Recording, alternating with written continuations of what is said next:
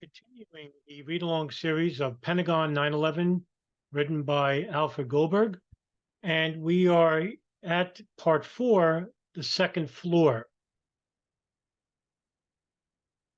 On the newly renovated second floor, the office of the U.S. Army Deputy Chief of Staff for Personnel had just moved 275 people into a section of the C, D, and E rings between Corridor 4 and the barrier halfway to Corridor 5.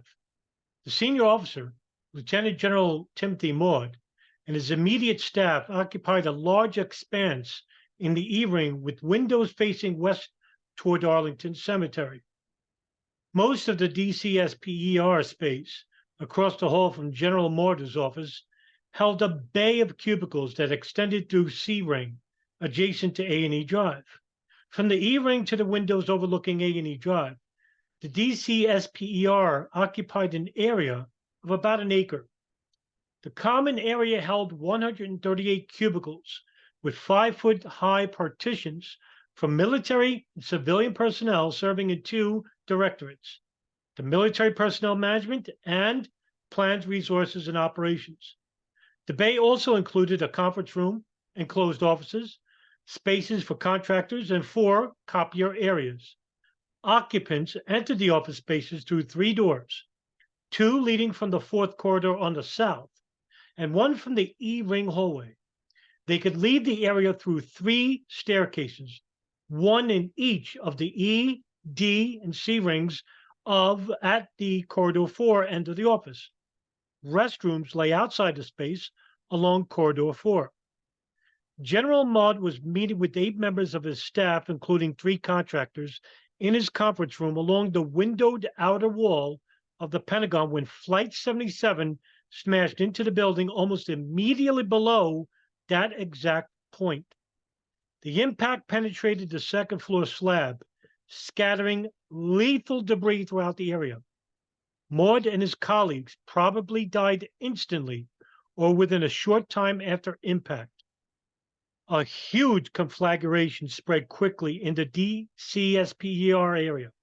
The Jet A fuel atomized and quickly combusted, causing explosive bursts as the plane hurtled into the building.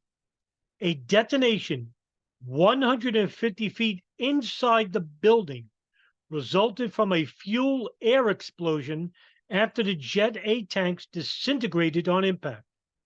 Here, as elsewhere, there was no uniform pattern of death and destruction. The vagaries of the fuel air explosions and freakish blast effects meant deaths occurred randomly inside the Pentagon, with the occupants of seemingly more secure interior offices sometimes suffering worse fates than those nearer the outside wall. Although the Army and Navy offices on the first floor bore the brunt of the kinetic energy created by the aircraft striking the building, the DCSPER second floor offices also felt its effects as an immense upward force penetrated the reinforced concrete floors of the bays. These offices suffered chiefly from the fuel explosion and fire. Some notion of the intense heat in the second floor offices may be gained from the experience of librarian of the Army Anne Parham, who had resumed work in the bay after watching television coverage of the second airliner strike in the World Trade Center. Fortunately, she had stepped away from her desk in 2D 470 to send a fax to the library at Fort Benning in Georgia and was returning to her office when the plane hit. A colleague in a nearby space, Marion Serva, was killed while seated at her desk. Recalling her own predicament, Parham described the heat as suffocating and the smoke-filled air so dense that it felt like I was in London, and I actually had thought that I was in London and that this was a very foggy night. Through the gloom, office furnishings appeared shapeless. Worse, she was coated by a mist of foul-smelling, dangerous Jet A fuel. The fireball caused flash burns on her face and hands, her eyes were burning, and a flaming ceiling tile burned off a 2-inch swath of hair. With help, she made her way out of the bay and to the river entrance and out of the building. When she arrived at the Alexandria Hospital in a Defense Protective Service car, still wearing her plastic Pentagon identification badge, she realized it had curled in the heat from the fire. Doctors attended to her burns and lacerated foot and broken toe. And this is the map, a short area of the effects on the second floor. As you can see, this is the second floor side. This is heliport, second floor, Army, OSO, Army. It's all Army on the second floor.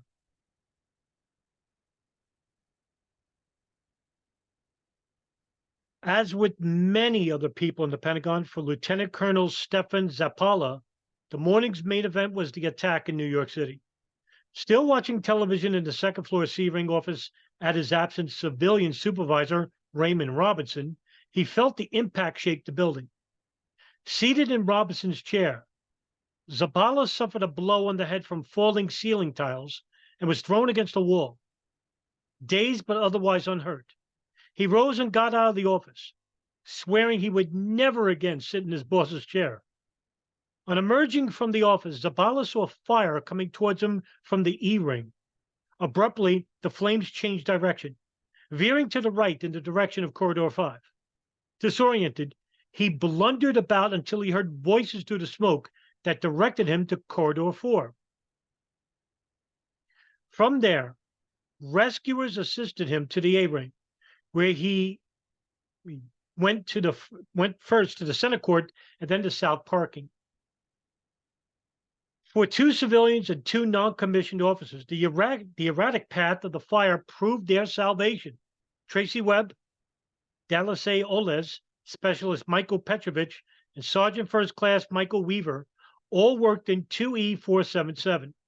Seated across from one another in a quartet of cubicles, they heard radio reports of the attacks in New York. Shortly thereafter, as the floor beneath them shuddered and fractured, they heard a bang, followed by an explosion. Oles felt her hair burn as the fire passed through her office. Screams of surprise and pain from other office occupants filled the air. Furniture blew about, and a blizzard of papers surged around them. Petrovich looked for Webb and Oles, but could only find Oles in the smoke. The pair crawled below the smoke outward toward the E-ring exit, but when Petrovich felt the door hot to the touch, saw an orange glow radiating from under it, they turned around and headed inward towards the C-ring. Weaver, after seeing the fireball pass, initially headed towards the E-ring door as well and found it impassable and escaped by going towards the inside of the building. As the fireball roared through the area, Tracy Webb turned to escape the flames, which had set her hair on fire. Batting out the fire in her hair, she saw Petrovich and Oles heading toward the nearby E-ring exit and tried to follow, only to become lost among the cubicles and unable to find her way. Without realizing it, she was moving northward toward the D-ring exit. Confused, and with little to guide her in the increasing gloom of the office, Webb panicked and stood up only to feel the heat and smoke sear her lungs as she tried to breathe. Sinking to the floor, she was convinced she was about to die. Fortunately, her desperate attempt to stand had brought her to the attention of Major Regina Grant, who had fled from 2E487, where she had been attending a meeting. Convinced, too, that her end was near, Grant had given up moving and had started praying when she spotted Webb trying to stand. Grant crawled over, grabbed at Webb's clothing, and pulled her down to the floor. Grant's anguished cry for help was heard by Sergeant Major Tony Rose, who had been helping people out of the large D.C. SPER Bay Area.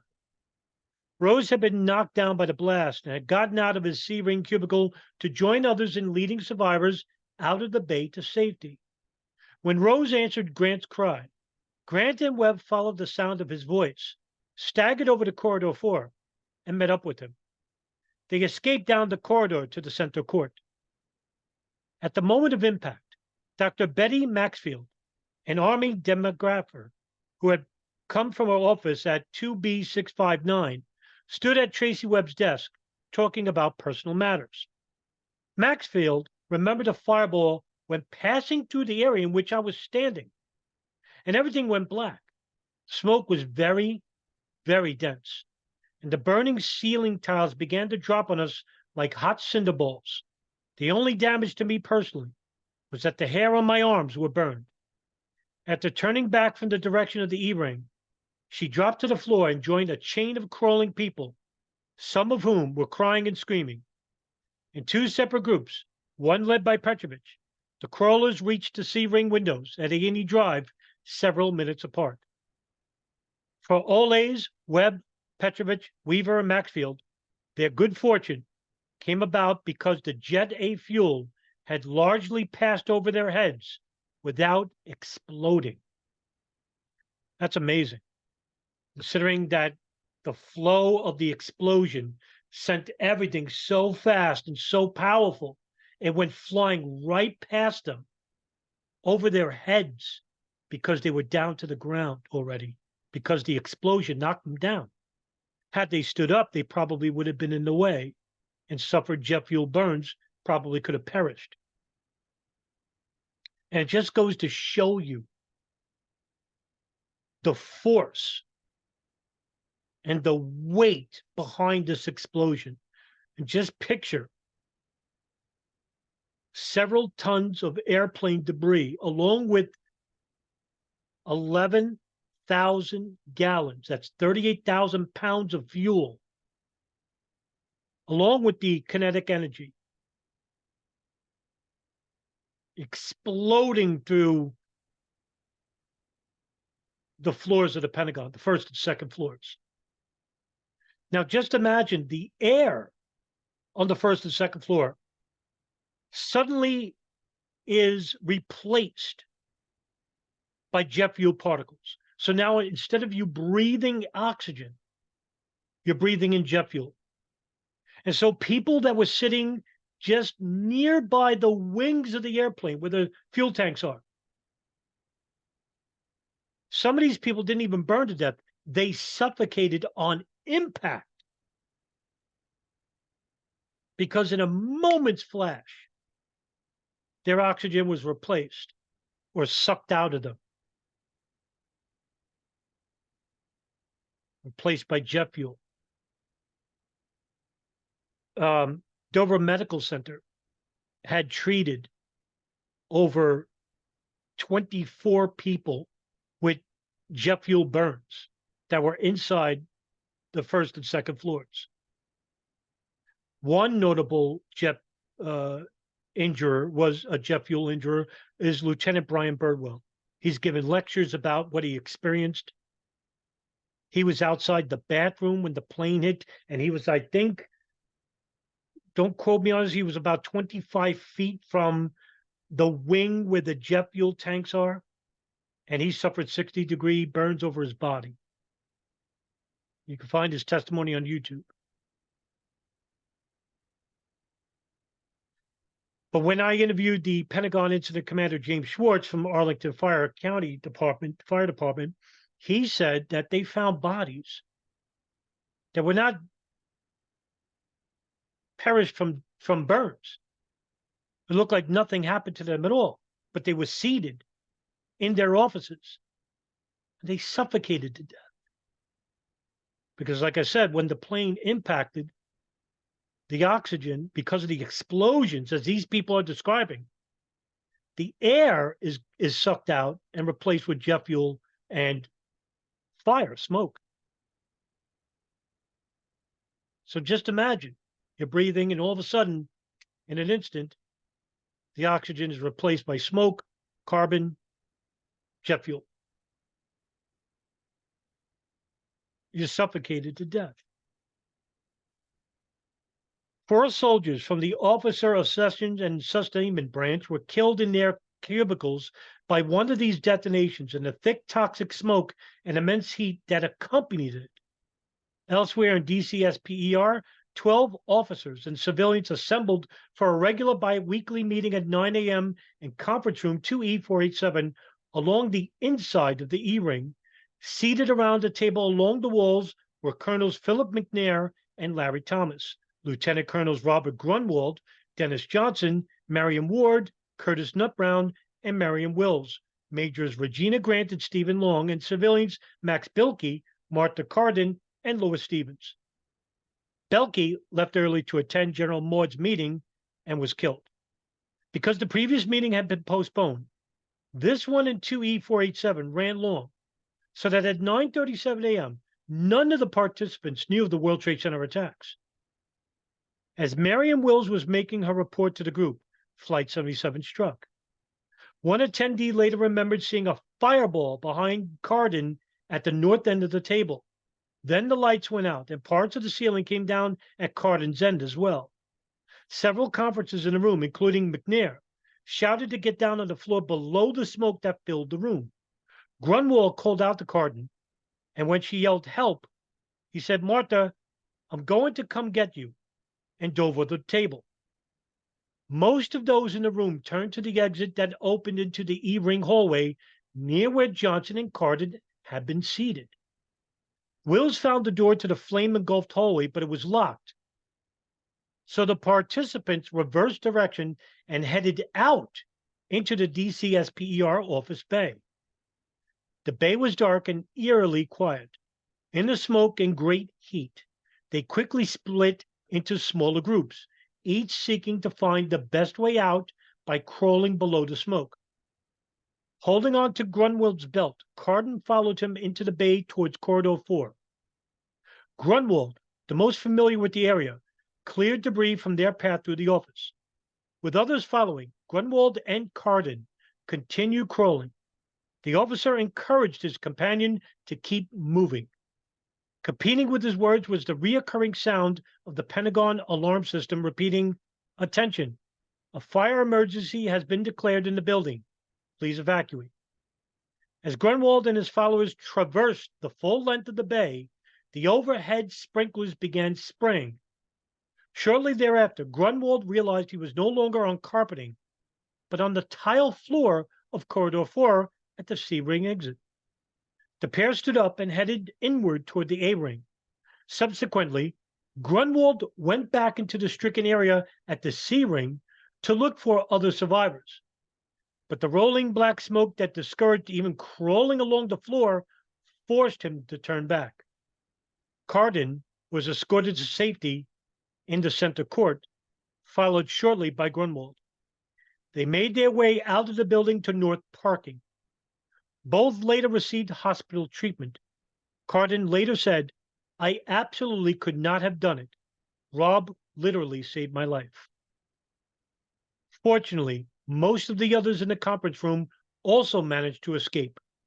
Cardin especially was lucky, as her office, 2D460, was opposite the E-ring hallway, where she would have been instantly killed at her desk, as were most of her colleagues. McNair and the other escapees got out into Corridor 4 and headed for the inside of the building. As previously noted, Major Grant met up with Tracy Webb, and the two followed Sergeant Major Tony Rose to safety. Sadly, one pair did not reach safety. Johnson and Long got out of the conference room only to perish in the E-ring near the bay's exit door after becoming trapped in the inferno there. They may have taken the wrong turn, as several staircases around the DC SPER spaces were blocked and inaccessible because the jet fuel fire had already spread over 2 floors. Another group from the meeting had an equally harrowing experience. Willis and Lois Stevens began circling toward the back of the bay. They feared they would collapse from the smoke until a sprinkler doused them with water, soaking their clothes and allowing them to use some of the clothes as filters.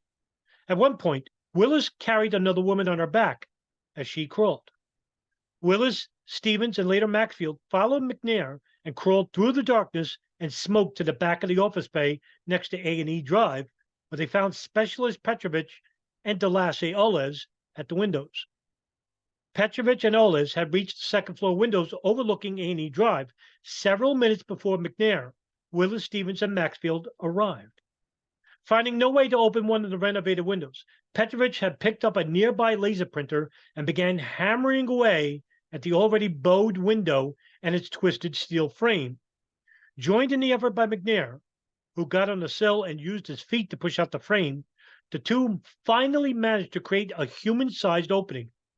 McNair and Petrovich then lifted Stevens to the window ledge and lowered her out of the opening, not letting go of her wrists until she had only a short distance to fall into the arms of catchers below. Stevens did not realize she had a broken foot until she was let down on the ground. The military and civilian rescuers in A&E Drive cushioned her fall, then did the same with Maxfield and Olanes. The latter sustained a broken leg. Petrovich, who had begun to experience trouble breathing, slipped down next with McNair's help. Willis and McNair repeatedly called out for additional survivors. Finding none, the colonel lowered Willis to the driveway and then dropped down to the wall to safety. Suffering from burns and smoke inhalation, Petrovich eventually reached Walter Reed Army Medical Center, where he spent several days in treatment. Also at Walter Reed, Willis received extended treatment for similar injuries and a frozen shoulder. Olays underwent an operation on her leg at Virginia Hospital Center. Stevens, too, spent the night being treated in the hospital. The last man out on the ledge, DCSPR Bay, was probably the luckiest. Lieutenant Colonel Michael Beans had been watching the television set next to Marion Server's desk. Turning away from the view of the World Trade Center, he recalled he had moved about 20 feet toward his cubicle in 2D470 when he heard and felt a loud concussion and was thrown on the floor. The lights went out, and in the dark room, Beans could see small fires burning around him. He tried to escape through the nearby E-ring door, only to see fireballs rolling down the corridor. He hurriedly shut the door and turned back into the bay, crawling below the dense smoke. Partway through the bay, the sprinklers began spraying water on him, and he heard the automated system announcing the fire.